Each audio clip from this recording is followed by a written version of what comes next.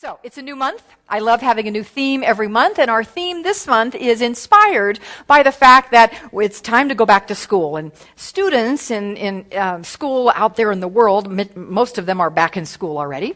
We begin our school here, our Minx Educational Center. We begin our classes, as you know, this week.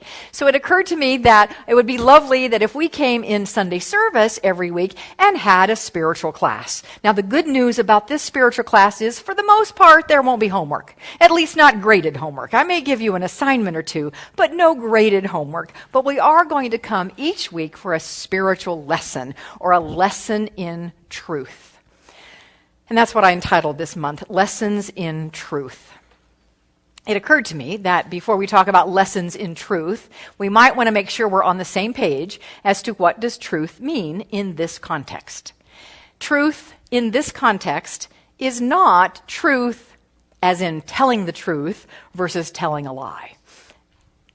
In some level, that is it. But in terms of being honest about what is happening and what is going on and telling the facts truthfully, that's not what I'm talking about. Although that is a very good thing to do. And I could give a whole sermon on that, but that's not today. The truth that I'm talking about is truth versus facts. Spiritual truth versus facts. And to give an illustration of that, I'm going to use this plexiglass podium. The facts of this plexiglass podium are that it is dense, it's solid, it's stable, pretty stable, it's inflexible, and when you try to move it, it can be somewhat unwieldy, and I know that because I have moved it many times. And another fact about it is when you do move it, you're probably going to leave fingerprints all over it, and the fact is that drives me a little bit crazy. So those are all facts about this podium. The truth, however, about this podium is that it simply is energy in motion.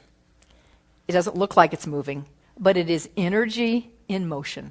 And there is a force, an invisible force, that is causing the atoms of this thing that we call podium to dance around each other in a certain way.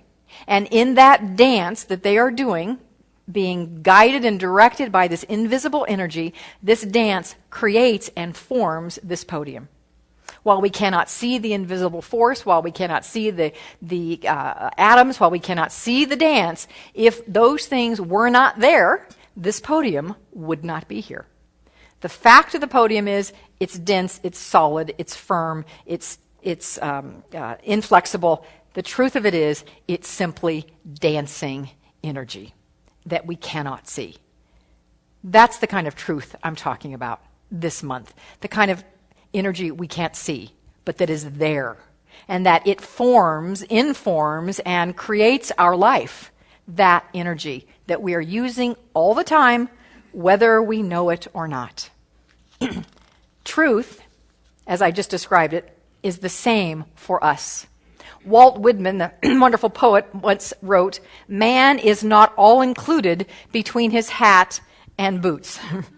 So what's between our hat and boots are the facts about us. But there is so much more to us than that. The truth of us is that we are infinite beings created out of God's stuff. That invisible presence of life birthed us into this form. That's the spiritual truth. So we're going to explore spiritual truths this month, have lessons in different spiritual truths every week. So we all on the same page? Let me hear it. Are we?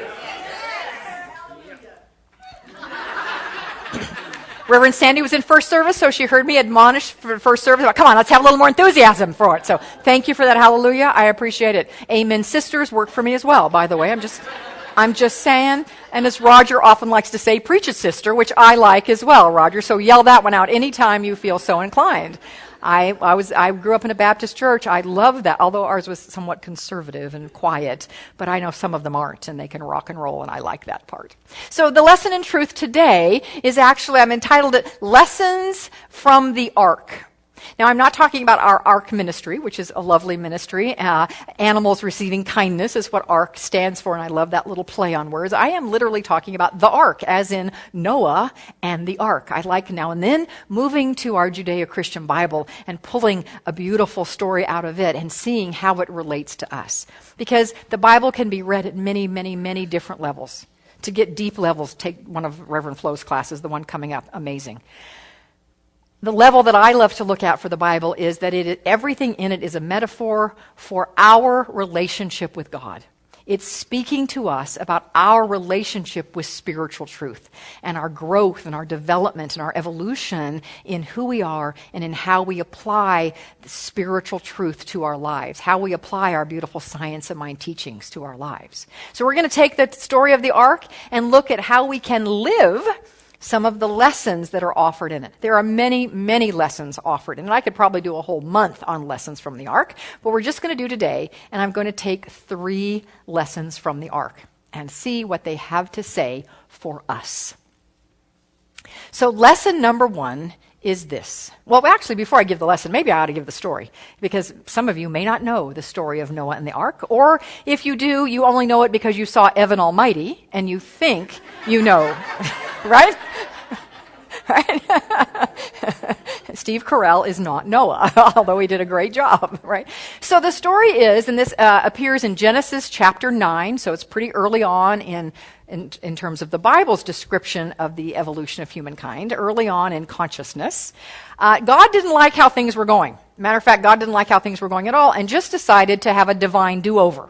I believe we always have opportunities for divine do-over, and God decided to have a divine do-over and said, I'm going to wipe everything out, I'm going to clean the slate, and we're going to simply start again.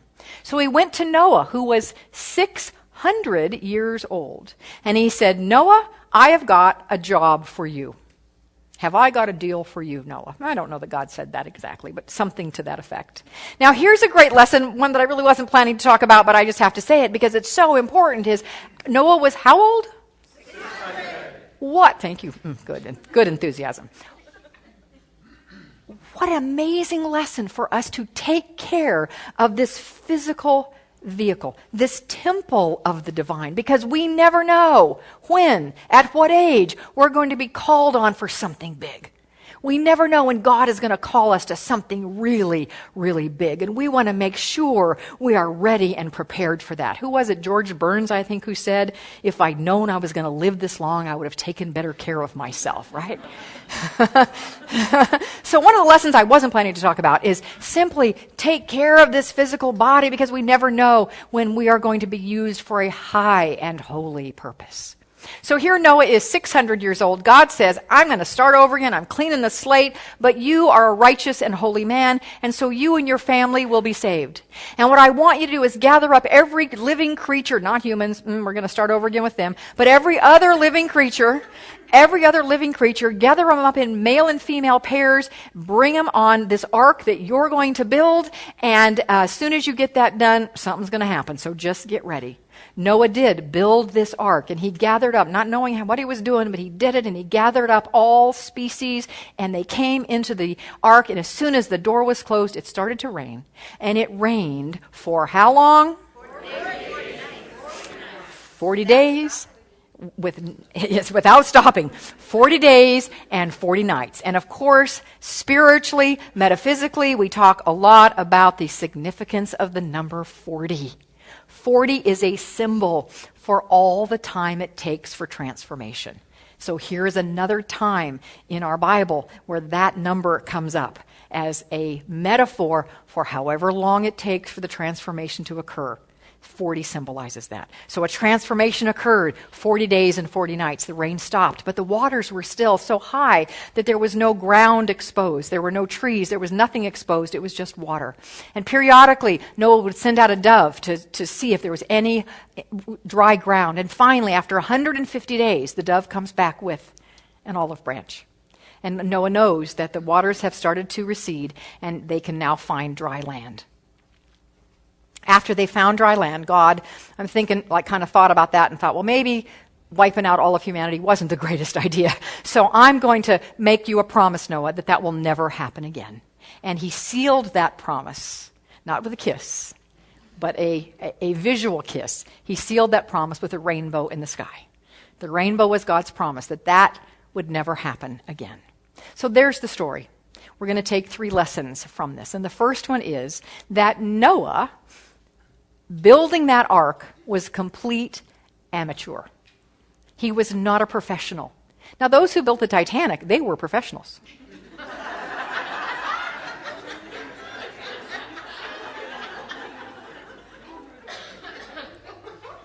So what's our spiritual lesson there? The spiritual lesson there is that you do not have to be an expert in these teachings. You do not have to have gone through 4 years of classes as a spiritual life coach to be able to begin to use them in your life, to apply them to create a happier, healthier, more prosperous, more joyous, more love-filled, more on purpose life.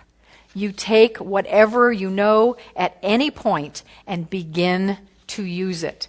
Begin to apply it. Ernest Holmes says in the Living the Science of Mind, which was our source book from last month, we used Living the Science of Mind as our source book. He says, above all things, determine now to use this science. Do not say, I expect to have an understanding enough in a year, and then I will use it. He says, no, seize upon whatever presents itself to your mind today. Begin to use such truths as you grasp today, and you will become an effective practitioner, meaning you will effectively practice these teachings.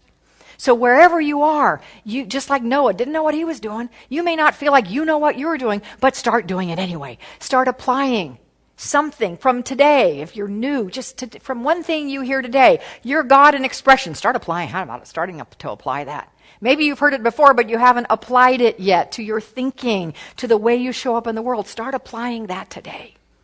And at the same time, we know that the more we deepen through study, through contemplation, through expansion, through understanding, the more powerful we get. Ernest Holmes says that a trained mind is much more powerful than an untrained mind. Just like a trained muscle can lift, maybe an untrained muscle can do a curl with 15-pound weight, but a trained muscle can, I don't know, depending on how much you train, 100 pounds or more you could lift. It's the same thing. Trained minds' consciousness are more powerful, but you don't have to be trained to begin to use. But I want to give you an example. I love when science and spirituality walk hand in hand. Larry Dossey, great teacher, writer, wrote a book a number of years ago called Prayer is Good Medicine. And what he did is he just researched the research. He researched all the different research that has been done about the efficacy of prayer. Does prayer really work? And a lot of scientific experiments have been done to prove or disprove, depending on the bent of the scientist. Does it actually make a difference? And the answer is absolutely yes. Science has proven this. So here was the one experiment. They got 7 people to participate in this experiment. 3 of them were highly trained prayers. I don't know what denomination they were from or what spiritual path, what their prayer technique was, doesn't matter. They were highly trained prayers. 4 of them were students from the local college. Didn't pray at all. So 3 highly trained, 4 not trained. What they had were 240 vials, test tubes of yeast. 120 of them were set aside as the control group. They didn't get prayed over. The other 120 got prayed over for 24 hours to grow. So what they did is they placed these vials in front of different people. Different people had their own vials. And for 10 minutes in this 24-hour period, several times, 10 minutes, they sat and prayed, however they did that, for that yeast to grow. They had to sit a foot away and they couldn't touch. They simply had a spiritual knowing and intention of prayer. After 24 hours, the researchers who didn't know what vials were part of the control group or which vials had been prayed over, it was said that the researchers concluded that the mental concentration or intention, otherwise known as spiritual prayer, affected the growth of the yeast. Analysis further revealed that there were fewer than 2 chances in 10 that the positive results could have been explained by chance. And the bulk of the positive results came from the experienced prayers, although the inexperienced prayers had results as well. So wherever we are, let us begin. And then let us intend to go deeper, to expand. Take a class. If you have not had a class here at CLF, you don't know what you're missing. And I invite you to step into one of these amazing classes that are being offered starting here this week. Because what we will do is not only affect our own lives, we will not only affect our own lives in a positive, powerful way, but we will have an opportunity to affect the world. As Jesus said, when one of us be lifted up, others are lifted up as well. When we raise our ideas and our consciousness, when we expand to higher truths, then we support the consciousness of humanity to do the same. I love what Dennis Merritt Jones in his book, The Art of Being, writes. He says, life really is a stream into which we pour our beliefs, and all of those who come after us will be the direct beneficiaries of what we believe. The great thing is that with this awareness comes choice. As we awaken to the fact that we don't necessarily have to pass on beliefs that have not served us or others well, we can choose to eliminate them from the legacy we pass on. The real question is, who is it that lies downstream from you from this moment forward? It's never too late to change your legacy and gifts to future generations. So remember, the ark was built by an amateur. You may be an amateur. You can practice today. And the more you practice, the more you learn, the more you grow, the stronger you get in being able to apply and live from and create from these beautiful spiritual teachings. Number 2, I really particularly love number 2. It had some personal application for me this week, which I will tell you in a moment. Number 2 is that those woodpeckers that came onto the ark and were pecking at the wood of the ark are much more damaging to the ark, to existence itself, than the storm was that was raging outside the ark. The woodpeckers inside, much more damaging than the storm raging outside. So what does that mean for, what are our woodpeckers? All that little stuff that goes on in our minds, our doubts, our fears, our upsets, our can't do it, all of those things, it's impossible, all of those things, those are our woodpeckers. I suspect this morning somebody has a woodpecker or two that's in there picking away at your brain. They are much more damaging to you than that storm, whatever the storm might be going on outside. That storm outside, nothing compared to the woodpeckers inside. I love a story told by Eric Butterworth. Eric Butterworth made his transition a number of years ago, but what a light in our world, in our New Thought movement. He was a unity minister, had a beautiful work in New York City, and an author of many, many, many books. We've studied his books. His books are just amazing, and he's an amazing man, still is. It's some other dimension. He told a story, and I ran across it this week as I was researching for this talk, and it was so perfect for me to hear and for me to deepen into and to describe this idea of those woodpeckers and how dangerous they can be. So he was in the Army during World War II, and he went to an officer cadet school for 90 days. And when we got out of that officer cadet school, he was assigned to run an entire Army post. The challenge is he had no Army administrative experience whatsoever. He had no idea what he was doing. And he was charged with feeding, housing, organizing, keeping busy 3,000 men. To say he was overwhelmed is a bit of an understatement. He was terrified, he didn't think he could do it, and he came very close to admitting defeat and going to his superiors and saying, I can't do this. But one night, because he was a student of truth even then, he was reading a spiritual book. And in it he read these words: sometimes you will be almost overwhelmed or overcome by questions and doubts arising in your own mind. When looking in vain for answers, you must, with effort, press past the place of doubt.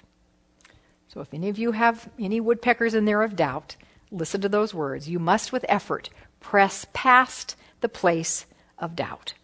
And then he had a divine idea. He had an idea of truth.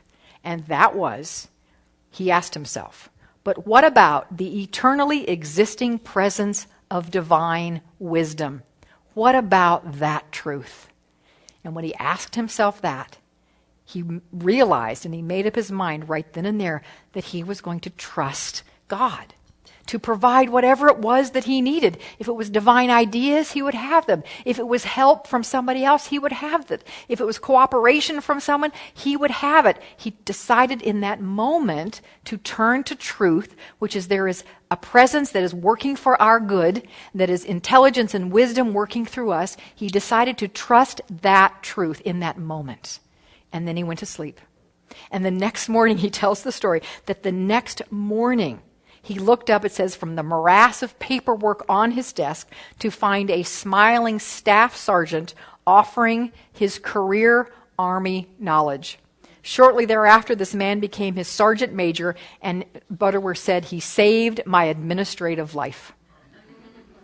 Things changed rapidly from that point on, and Butterworth became such a sought-after administrative officer that he actually had a hard time getting released from the Army when World War II was over. They wanted him to stay, but he had other things to do. So this was such a powerful story for me because just this week, in email communication with this beloved soul sitting right here, Jeannie Soverns, who's on our board of trustees, and we've got some things cooking right now for looking at getting me beyond the walls of CLF. Not that I'm leaving CLF, but just to do some things beyond the walls of CLF. And she and Bella Enriquez, who is a member here as well and works with Jeannie, they were talking and brainstorming, and Jeannie sends me this email. And the email says, "Michele, Bella and I have had this great idea.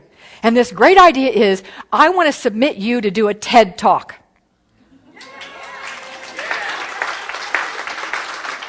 Thank you, thank you. And immediately the woodpeckers were...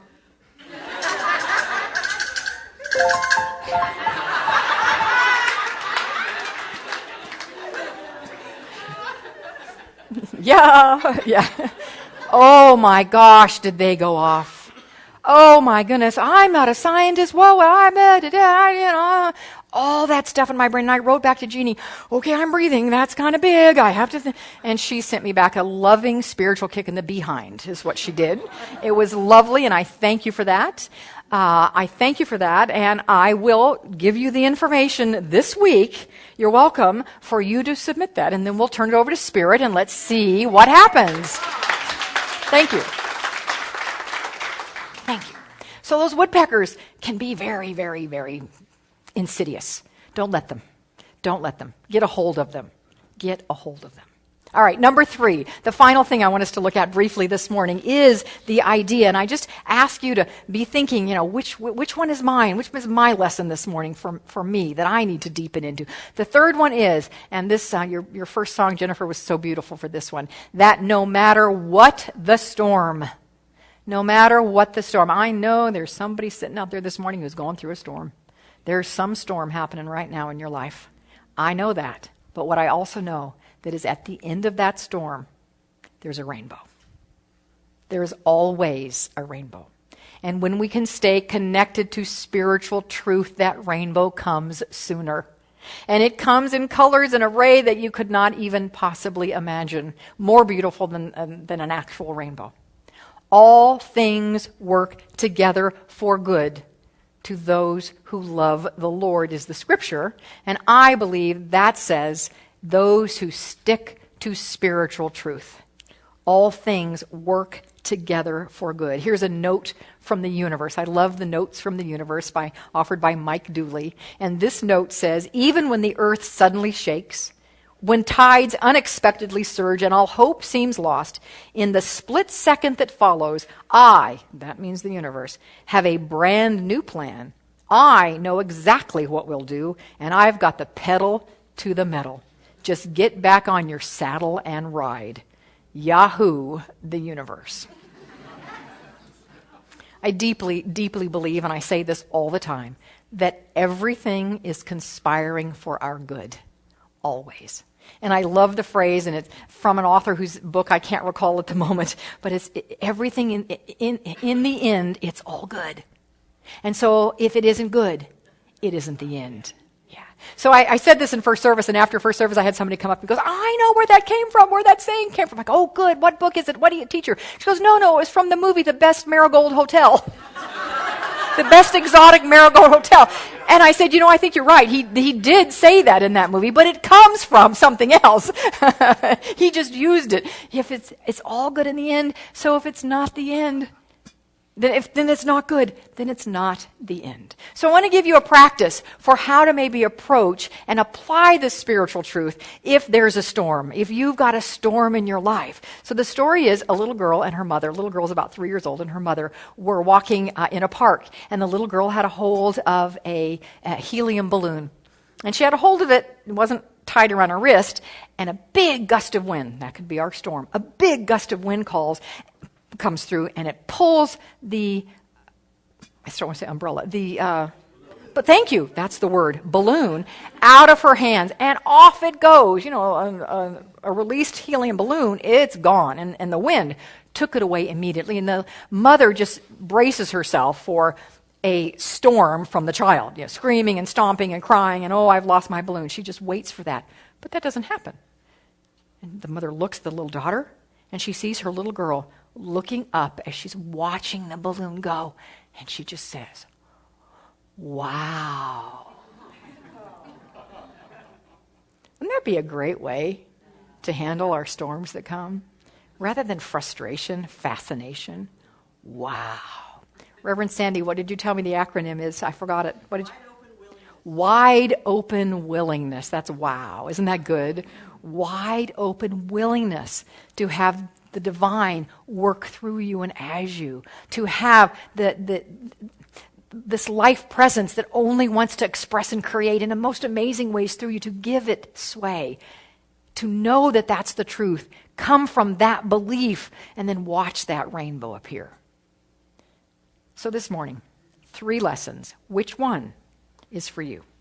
Which one today can you walk out of here and say, yeah, I'm going to deepen into that one? Is it the lesson to remember that Noah was an amateur when he built that ark? You may feel like you're an amateur in practicing these teachings. You haven't taken a lot of classes. You're pretty new here. Doesn't matter. Begin where you can with one idea. This is your first time here. I know you've got something out of this morning. Begin applying that. And then, yes, do what you're called to do, to expand, to grow, to build those spiritual muscles through workshops, through classes, through reading, through prayer, through study, whatever is the right thing for you. Or is it lesson 2, which is those little tiny woodpeckers of doubt inside? Is it time to realize that that's the challenge? It's not the storm that's outside. It's the internal woodpeckers that are the challenge. And can you, in fact, turn and remember Eric Butterworth's realization? What about the eternally existing presence of divine wisdom? What about that truth running in, through, and as you to approach whatever is going on? Is that your lesson for today? Or finally, is your lesson to know that whatever storm you're going through right now, whatever it might be, there is a rainbow.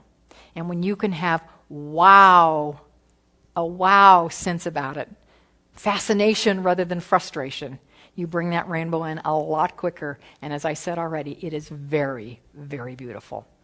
Which is yours today? I simply ask that question and give you the opportunity to contemplate it as we pray. So actually in this prayer, I'm going to give you a little quiet space. First, just ask yourself,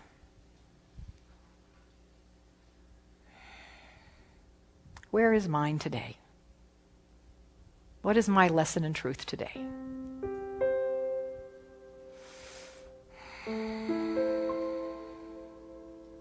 And so as we have identified our lesson for this day, we anchor that realization in once again speaking the word to know that the presence and power of goodness, of life itself, lives and moves and has its being as each and every one of us. And that as we make a commitment of heart, as we make an intentional decision to apply a spiritual lesson, to apply a spiritual truth, then the universe, the divine law, rises up and says yes to that. And then that truth becomes a reality in our lives. And this is what I know is occurring right here and right now. that the universal law is saying yes to every spiritual truth identified in this room this morning. And there is being given power behind it. There is being given a life to that spiritual idea. It is flourishing now within each of us. It's expanding and growing and going even beyond us.